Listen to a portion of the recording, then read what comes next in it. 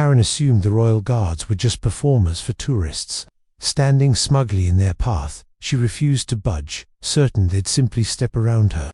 But as the guards advanced without flinching, she quickly discovered that entitlement, it means nothing to centuries of tradition and strict discipline. What happened next was unforgettable. Before we continue, let us know in the comments where you're watching from, and be sure to subscribe. Tomorrow at the same time, we'll bring you another powerful moment, showcasing the unwavering valor of the Royal Guard. You won't want to miss it. Picture this, a crisp Thursday morning at Buckingham Palace, where the autumn mist still clung to the ornate gates, and the early tourists were just beginning to gather with their cameras and guidebooks. The kind of morning where everything seems peaceful, orderly, and predictable. But as anyone who's spent time around entitled people will tell you, that peace never lasts long. I wasn't there myself, but I've pieced together this story from multiple witnesses, security footage, and the viral videos that followed. What unfolded that day wasn't just a simple confrontation, it was a masterclass in what happens when unstoppable force meets a movably stupid object. The royal guards were preparing for their 11 a.m. changing ceremony, a tradition that's been carried out with military precision for centuries. These aren't actors or performers, despite what some tourists might think. They're active duty soldiers from elite regiments, the Grenadier Guards, the Coldstream Guards, the Welsh Guards, men who've served in Afghanistan, Iraq, and other conflict zones. Their ceremonial duties are taken as seriously as any military operation. Among the gathering crowd was a woman we'll call Karen, though witnesses suggest her actual behavior made even that stereotype seem generous. Mid-40s, expensive handbag, the kind of oversized designer sunglasses that cost more than most people's monthly rent. She'd been complaining loudly since arriving about everything from the weather to the lack of Wi-Fi near the palace gates. "This is ridiculous," she announced to anyone within earshot, waving her phone around like a weapon. "I paid good money for this tour, and I can't even get a decent signal to post on Instagram." Her companion, who appeared to be either a friend or sister, looked increasingly embarrassed by the outburst. The changing of the guard ceremony draws hundreds of tourists daily, all jockeying for the perfect photo opportunity. Most visitors understand there are boundaries, barriers, ropes, and very clear signs indicating where the public can and cannot stand. But Karen had apparently missed that memo, or more likely, decided it didn't apply to her. As the guards began their approach from Wellington Barracks, their scarlet tunics, pristine, and bearskin hats perfectly aligned, Karen made her first fateful decision. Instead of joining the other tourists behind the designated viewing areas, she stepped directly into the path the guards would take, phone held high for what she presumably thought would be the ultimate selfie. "Excuse me, ma'am," called out a palace attendant, a young man in his early 20s who'd probably dealt with difficult tourists before, but nothing quite like this. "You'll need to step back behind the barriers. The guards will be coming through here shortly." Karen didn't even look at him. "I'm getting my photo," she replied dismissively, adjusting her position to get a better angle. "They can wait 2 seconds. What Karen didn't understand, what she apparently refused to understand, despite multiple warnings, was that royal guards don't wait. They don't deviate from their route. They don't make exceptions. Their orders are clear and non-negotiable. Maintain formation, follow the prescribed path, and remove any obstacles that impede their progress. A veteran standing nearby, a man in his 70s wearing a military cap adorned with various service medals, tried to intervene. His voice carried the authority of someone who'd served his country and understood the gravity of what was about to happen. "Ma'am, you need to move immediately," he said firmly. "Those guards won't stop for you." Karen turned to him with the kind of condescending smile that could freeze hell over. "Oh please, Grandpa. They're just putting on a show for the tourists. Of course they'll go around me." The veteran's expression hardened. Here was a man who'd clearly seen real military action, faced down actual threats, and served alongside soldiers, just like the ones approaching. Watching some entitled tourist treat his brothers in arms like dinner theater performers was more than he could stomach. "Those aren't actors," he said, his voice low but carrying across the crowd. "Those are real soldiers doing their duty. And their duty doesn't include accommodating ignorant tourists." Karen laughed, actually laughed at his warning. "Whatever helps you sleep at night, old man. Now, if you'll excuse me, I have a photo to take." The sound started as a distant rhythm, like a heartbeat made audible. the synchronized footsteps of the approaching guards, their hobnailed boots striking the pavement in perfect unison. Anyone who's heard that sound knows it's unmistakable, sound of disciplined military precision, of men who've trained together until they move as one unit. Other tourists began to notice Karen's position and started murmuring among themselves. A few pulled out their phones, sensing drama in the making. Children were lifted onto parents' shoulders for a better view, though the adults probably expected they'd see Karen get embarrassed, not what was actually about to unfold. "This is going to be good," whispered someone in the crowd, not realizing just how prophetic those words would prove. Karen remained oblivious to the growing tension, too focused on her phone screen to notice the way the palace staff were frantically trying to clear the path. She'd moved even closer to the center of the route, apparently deciding that if she was going to get her Instagram moment, she might as well make it spectacular. The guards came into view round the corner of the palace, a sight that never fails to impress even the most jaded observer. Perfectly aligned, moving with mechanical precision, their faces set in the stone-cold expressions that have become legendary. The lead guard, a tall man whose bearing suggested years of military service, kept his eyes fixed straight ahead, though witnesses later swore they saw him clock Karen's position with the briefest of glances. "Ma'am, please." The palace attendant was nearly pleading now, his voice cracking with desperation.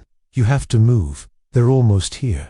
Karen waved him off like she was shooing away a fly. "Calm down, sweetie. I know what I'm doing." But she didn't. She had absolutely no idea what she was doing, and in about 30 seconds, that ignorance was going to cost her dearly. The veteran had given up trying to reason with her, and instead began backing away from what he clearly recognized as an impending disaster. Other tourists, picking up on his retreat, started to follow suit, creating a semicircle of spectators around Karen, who remained blissfully unaware that she'd just become the main attraction. 20 feet away, 15:10. The guards showed no signs of slowing, their pace as measured and relentless as a metronome. Their rifles, held at the shoulder in perfect formation, caught the morning light. Each man was a study in controlled power, the product of months of training and years of service. Karen finally seemed to sense something was amiss. The crowd had gone quiet, that particular hush that falls when people know they're about to witness something significant. She looked up from her phone, perhaps wondering why everyone was staring at her, and saw the guards bearing down on her position. For just a moment, confusion flickered across her face. This wasn't how it was supposed to go. They were supposed to stop, or smile, or at least acknowledge her presence. Instead, they looked like an unstoppable red tide, flowing toward her with mechanical inevitability. "Hey!" she called out, raising her free hand. "Hey, I'm standing here." The lead guard's expression didn't change. His pace didn't alter. His eyes remained fixed on some point beyond her, as if she was simply another obstacle to be negotiated like a pothole or a discarded newspaper. "Stop!" Karen shouted, her voice rising to a shriek. "I said stop, but royal guards don't stop. They don't negotiate. They don't acknowledge demands from civilians. Their duty is clear, their orders absolute, and their training ingrained so deeply that deviation is quite literally unthinkable." The crowd held its collective breath. Phone cameras zoomed in. Children clutched their parents' hands, and Karen, finally beginning to understand that this wasn't going according to her script, took a stumbling half-step backward, but not nearly far enough, and certainly not fast enough. What happened next unfolded in a matter of seconds, but felt like slow motion to everyone watching. The lead guard didn't break stride, didn't alter his expression, didn't show even a flicker of acknowledgement that Karen existed. His rifle butt, swinging in perfect time with his march, caught her squarely in the shoulder with the force of military precision behind it. The impact was audible as solid thunk that carried across the suddenly silent courtyard. Karen's scream of shock and pain shattered the morning air as she stumbled backward, her phone flying from her grip to shatter on the stone pavement. Her designer sunglasses went flying in the opposite direction, skittering across the ground like a wounded spider. The guards didn't even pause. They marched right through the space where Karen had been standing, their formation unbroken, their rhythm unchanged. To them, she had been nothing more than a temporary obstruction, dealt with according to protocol, and immediately forgotten. Karen lay sprawled on the ground, clutching her shoulder and wailing like she'd been shot by a cannon instead of knocked aside by a ceremonial rifle. Her cries of outrage and pain echoed off the palace walls, creating a cacophony that drew even more attention to her humiliation. "Oh my God, she shrieked, rolling back and forth on the pavement like she was on fire. "He assaulted me, that maniac assaulted me." The crowd's reaction was mixed. Some gasped in shock, a few rushed forward to help, but a significant portion, particularly those who'd witnessed her arrogant dismissal of multiple warnings, seemed more amused than concerned.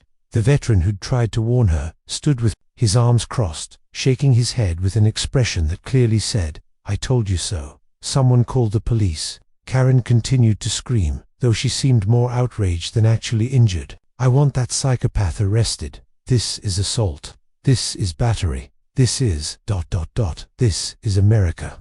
"Actually, ma'am," called out a tourist with a distinctly British accent, "this is England, and you just obstructed Her Majesty's Guard in the performance of their duty." This observation only seemed to enrage Karen further.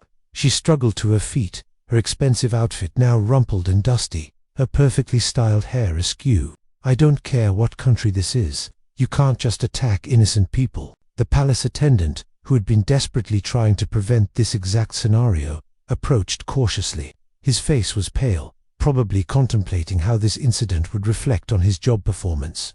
But his voice remained professionally courteous. "Ma'am, I need to ask if you require medical attention. However, I should inform you that interfering with the Queen's Guard is a serious offence under British law."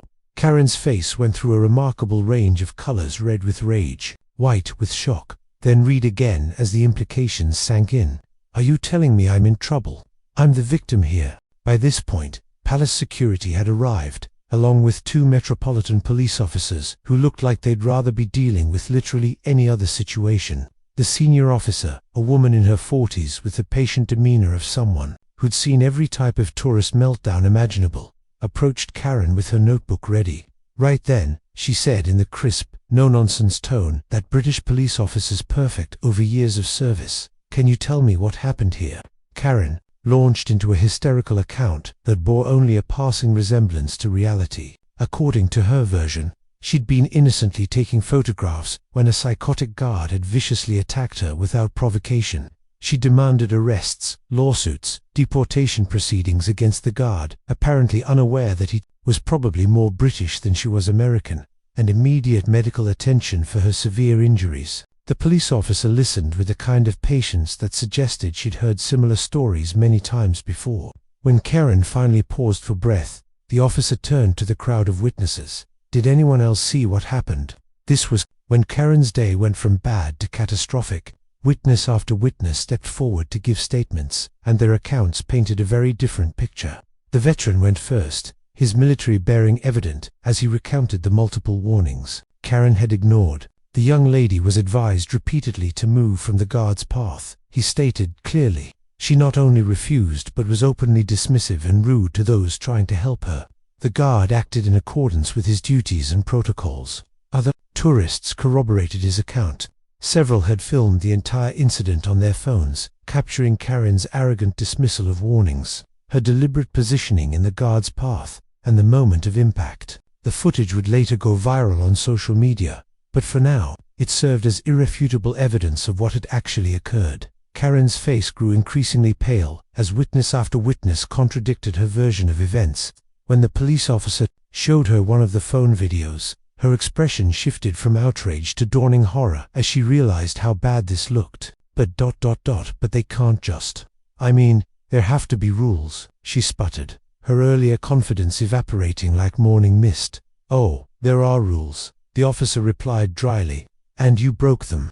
Obstructing military personnel in the performance of their duty is an offense under the Public Order Act. You were warned multiple times and chose to ignore those warnings." The medical examination that followed was perhaps even more humiliating for Karen than the original incident. A paramedic checked her shoulder, pronounced her completely uninjured, aside from some minor bruising that would fade within days, and recommended she take some ibuprofen if she felt sore later. "But it hurts," Karen protested, clearly expecting more dramatic medical attention for her severe injuries. "I'm sure it's uncomfortable," the paramedic replied with professional sympathy, "but there's no significant damage. You'll be fine by tomorrow." This assessment clearly wasn't what Karen wanted to hear. She'd apparently envisioned herself as the victim of a brutal assault, possibly requiring hospitalization, certainly deserving of sympathy and compensation. Instead, she was facing the reality that she'd been knocked down by a soldier doing his job and had emerged with nothing more serious than a bruised ego and some scraped dignity. The crowd had thinned somewhat, but a core group of spectators remained, drawn by the unfolding drama. Many were now openly discussing the incident, and their opinions were unanimously unsympathetic to Karen's plight. "Typical American tourist," muttered one elderly British woman to her companion. "Thinks the rules don't apply to her." The guard showed remarkable restraint, actually, observed a man who identified himself as a former military officer. In other circumstances, the response could have been much more severe. Karen apparently overheard these comments because she spun around, her face flushed with renewed anger. Excuse me, how is this my fault? I was just taking a photograph." After being told repeatedly not to stand there, the former officer replied calmly, "The Queen's Guard don't make exceptions, Madame, they can't. It would compromise their ability to perform their duties effectively." Their duties? Karen's voice hit a pitch that probably registered on seismic equipment. Their duty is to stand around looking pretty for tourists. What duty could possibly require assaulting innocent people?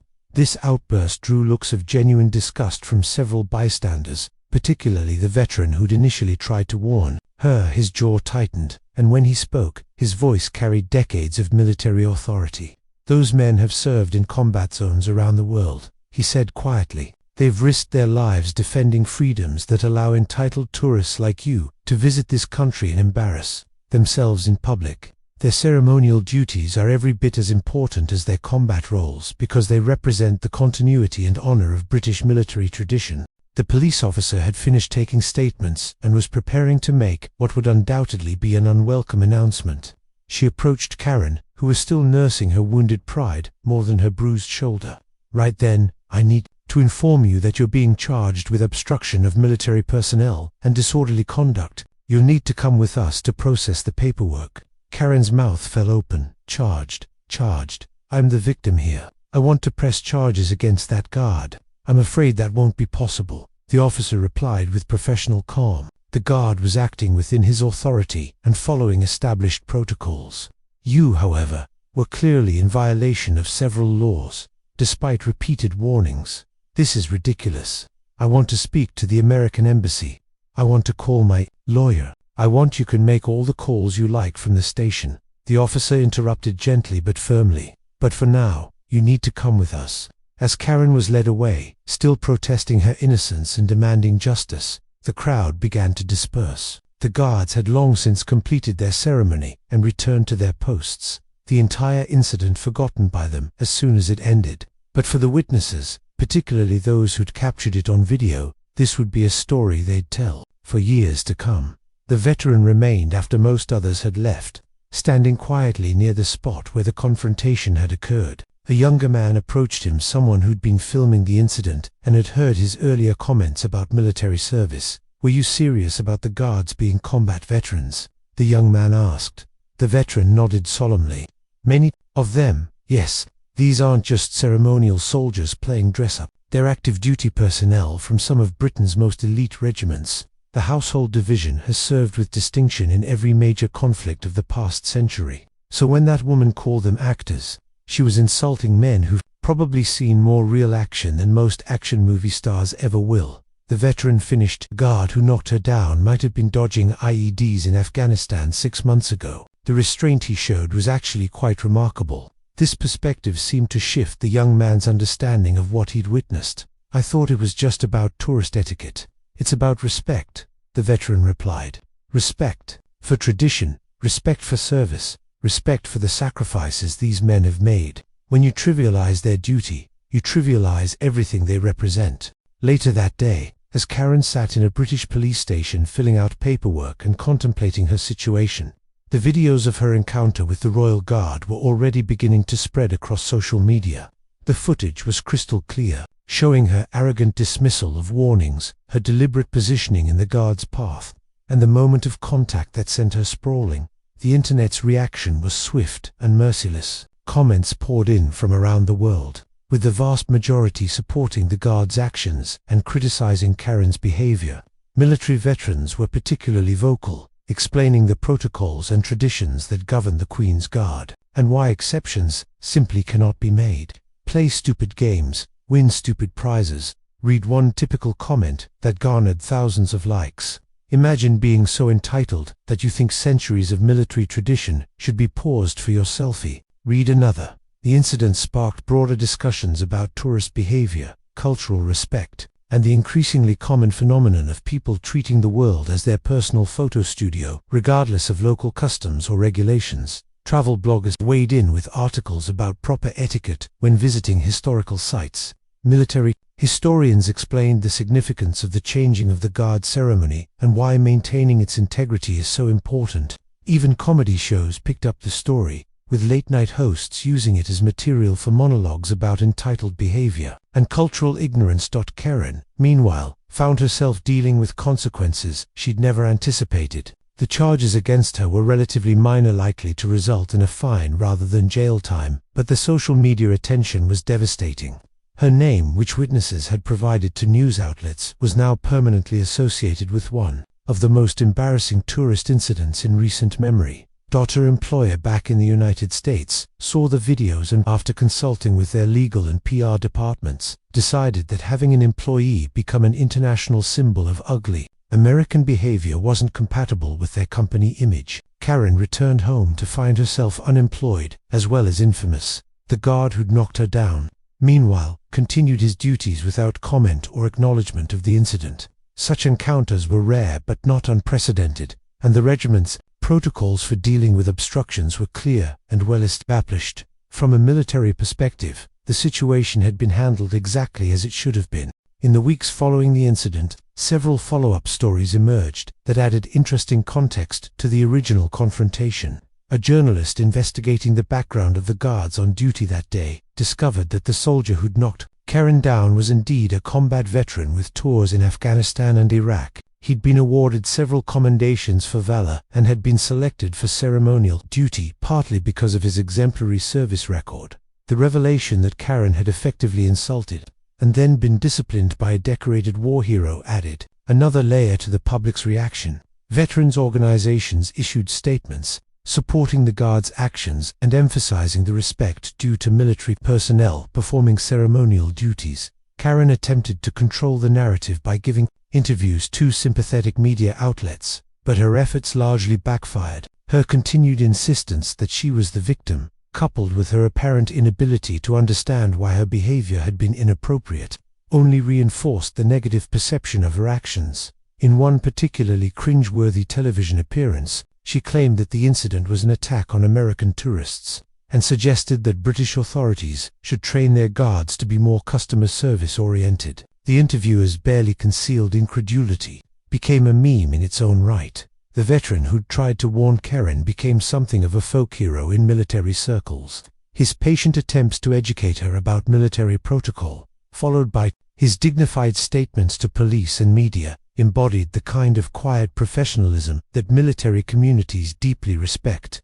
He declined most interview requests, saying only that he hoped the incident would help people understand the importance of showing proper respect when visiting sites of military significance. "These ceremonies aren't entertainment," he stated in one brief comment to reporters. "They're living traditions that honor the service and sacrifice of thousands of men and women." The palace itself maintained its characteristic discretion, issuing only a brief statement noting that the Guard had acted in accordance with established protocols and that visitors were expected to follow posted guidelines and staff instructions for their own safety and the proper conduct of ceremonies. As the story gradually faded from international headlines, it left behind a lasting impact on discussions about tourist behavior and cultural sensitivity. Travel guides began including more explicit warnings about the protocols surrounding royal ceremonies, and tour companies started briefing their clients more thoroughly about appropriate behavior. The incident became a case study in business schools about the power of social media to amplify personal mistakes into global humiliation, and in military academies as an example of the importance of maintaining protocol regardless of civilian pressure or expectations. For Karen, the consequences extended far beyond a brief moment of physical discomfort. She became an unwitting symbol of cultural insensitivity and entitled behavior, her name forever linked to one of the most widely viewed tourist disasters in internet history. The guards, meanwhile, continued their duties with the same dignity and precision they'd maintained for centuries, their protocols vindicated and their honor intact. The morning's events served as a stark reminder that some traditions are worth preserving exactly because they don't bend to individual whims or modern expectations of accommodation. In a world increasingly shaped by the assumption that everything should be customizable and that all rules are negotiable, the Royal Guard stood as an immovable monument to the idea that some duties are absolute, some standards are non-negotiable, and some lessons are learned only through the kind of consequences that leave lasting impressions on both the recipient and everyone watching.